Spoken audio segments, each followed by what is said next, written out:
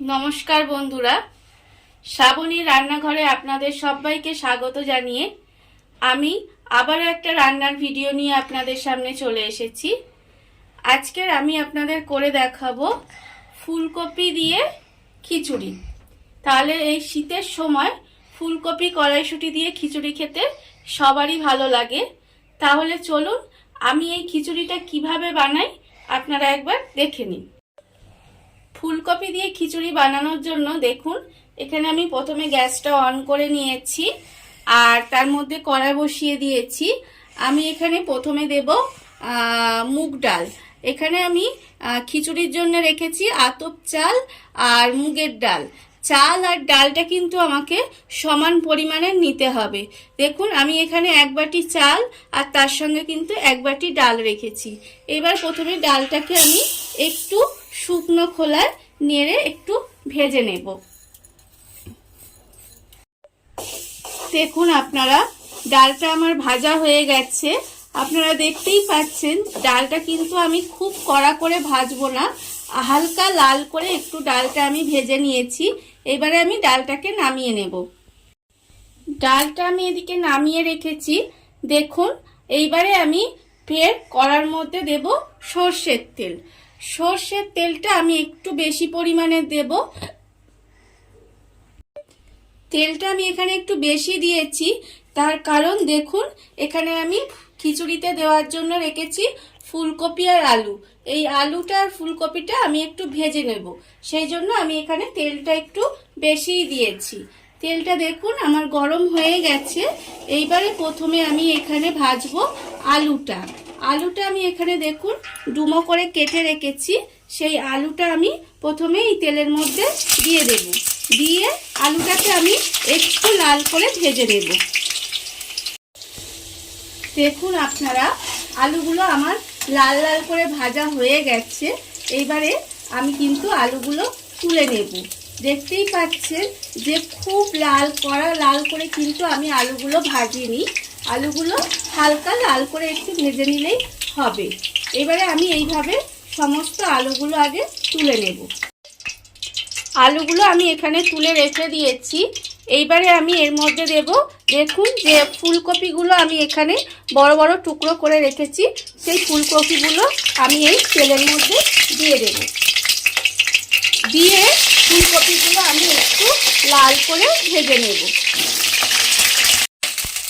দেখুন আপনারা ফুলকপিগুলো আমার ভাজা হয়ে গেছে। এইবারে আমি ফুলকপিগুলোকে আস্তে আস্তে তুলে নেব।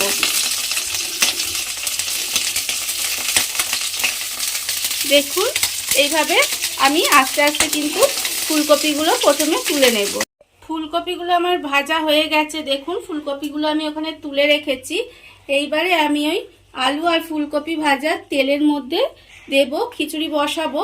তার জন্য আমি প্রথমে দেব এখানে দেখুন দুটো তেজপাতা আর রেখেছি আমি একটু গোটা গরম মশলা। তার মধ্যে আছে দারচিনি, এলাচ আর লবঙ্গ। এইগুলো দিয়ে আমি একটু নাড়াচাড়া করে নেব। নাড়াচাড়া করে নিয়ে তারপরে আমি ওর মধ্যে দেব একটু গোটা জিরে, অল্প সামান্য একটু সাদা জিরে দিলাম। দিয়ে এবারে আমি মশলাটাকে একটু সামান্য নাড়াচাড়া করে নেব। দিয়ে এর মধ্যে আমি দেব দেখুন টমেটো, একটা বড় সাইজের টমেটো কুচিয়ে রেখেছি। সেই টমেটোগুলো আমি এর মধ্যে দিয়ে দেব। টমেটোগুলো আমি এর মধ্যে দিয়ে হালকা একটু নাড়াচাড়া করে নেব।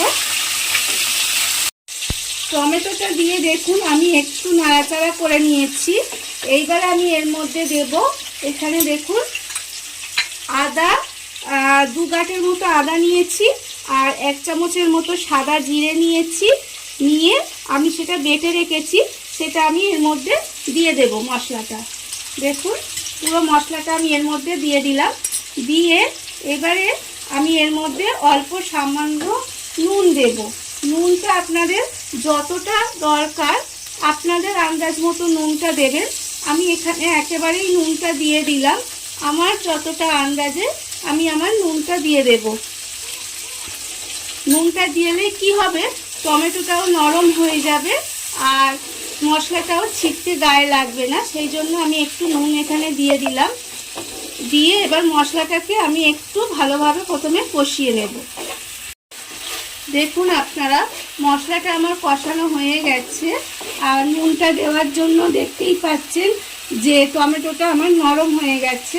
এইবারে আমি এর মধ্যে দেব, দেখুন এখানে আমি কড়াইশুঁটি রেখেছি, সেই কড়াইশুঁটিগুলো আমি এর মধ্যে দিয়ে দেব। আর আমি এর মধ্যে দেব হলুদ গুঁড়ো। হলুদ গুঁড়োটা আমি এখানে 1 চামচ পরিমাণে হলুদ গুঁড়ো দেব।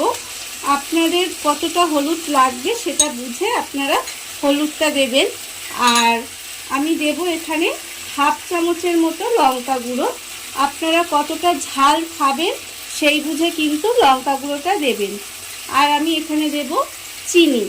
চিনি আমি একটু বেশি দেব, কারণ খিচুড়ি একটু মিষ্টি মিষ্টি হলে ভালো লাগে, তাই এখানে আমি প্রায় 1.5 চামচের মতো চিনি দিলাম। দিয়ে এবারে আমি মশলাটাকে প্রথমে ভালোভাবে আমি কষিয়ে নেব। দেখুন আপনারা, মশলাটা আমি ভালোভাবে কষিয়ে নিয়েছি, আপনারা দেখতেই পাচ্ছেন।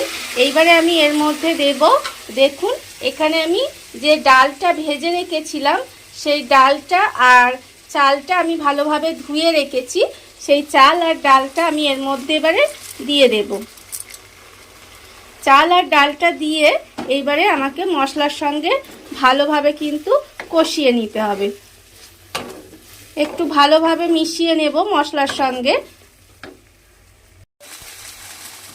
দেখুন আপনারা, চালটা আর ডালটা মিশিয়ে ভালোভাবে ভাজা ভাজা মতো করে নিয়েছি। এইবারে আমি এর মধ্যে দিয়ে দেব গরম জল। এখানে আমি খিচুড়িতে কিন্তু গরম জল ব্যবহার করব। আমি খিচুড়ি যখনই রান্না করি সব সময় চেষ্টা করি গরম জল ব্যবহার করার, আর গরম জলটা দিলে স্বাদটাও ভালো হবে, সেই জন্য আমি এখানে গরম জল দিতে হবে। আর আপনারাও চেষ্টা করবেন যাতে গরম জল দেওয়া যায়। গরম জলটা আমি এর মধ্যে দিয়ে দিলাম। এইবারে আমি এর মধ্যে দেব, দেখুন যে আলুটা আমি এখানে ভেজে রেখেছি সেই আলুটা আমি এর মধ্যে দিয়ে দেব। দিয়ে এবার আমাকে গ্যাসটা কমিয়ে এটা ঢাকা দিয়ে সেদ্ধ হতে দিতে হবে। দেখুন আমি কিন্তু ফুলকপিটা এখন দেব না, কারণ ফুলকপিটা দিলে ঘেঁটে যাবে, তাই আমি ফুলকপিটা একটু পরে দেব। আলুটা দিয়ে এবারে গ্যাসটা কমিয়ে আমার এটাকে একটু রান্না হতে দিতে হবে। দেখুন আপনারা, খিচুড়িটা আমার প্রায় অর্ধেক হয়ে এসেছে দেখুন, আর আলুটাও অর্ধেক সেদ্ধ হয়েছে, এখনো পুরোটা আমার হয়নি। এই অবস্থায় আমি কিন্তু এবার ফুলকপিটা দিয়ে দেব এর মধ্যে, কারণ ফুলকপিটা যদি আমি আগে দিতাম তাহলে কিন্তু এটা ঘেঁটে যেত ফুলকপিটা, তাই আমি এটা একটু পরে ফুলকপিটা দিলাম। দিয়ে এবারে আমি এটা ভালোভাবে মিশিয়ে দেব, আর মিশিয়ে দিয়ে আবারও এটা আমি ঢাকা দিয়ে কিছুক্ষণ রান্না হতে দেব।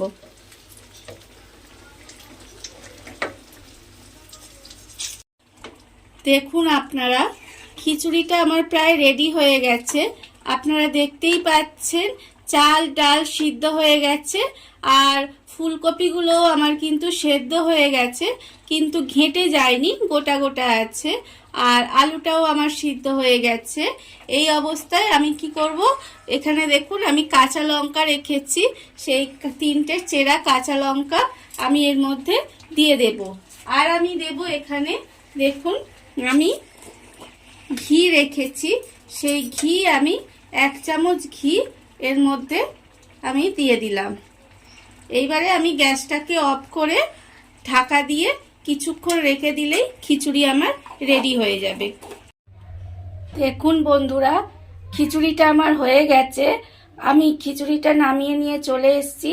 আপনারা দেখতেই পাচ্ছেন যে কত সুন্দর খিচুড়ি আমার রেডি হয়ে গেছে। আপনারা দেখুন ফুলকপি দিয়ে খিচুড়ি, কিন্তু ফুলকপিগুলো ঘেঁটে যায়নি, কারণ ফুলকপিগুলো আমি একটু দেরিতে দিয়েছি, সেই জন্য ফুলকপিগুলো সিদ্ধ হয়ে গেছে, কিন্তু খাজা খাজা আছে, আপনারা দেখতেই পাচ্ছেন। এই ভিডিওটা যদি আপনাদের ভালো লেগে থাকে তাহলে লাইক করবেন, কমেন্ট করবেন আর সাবস্ক্রাইব করবেন আমার চ্যানেলকে। আজ এই পর্যন্ত, নমস্কার।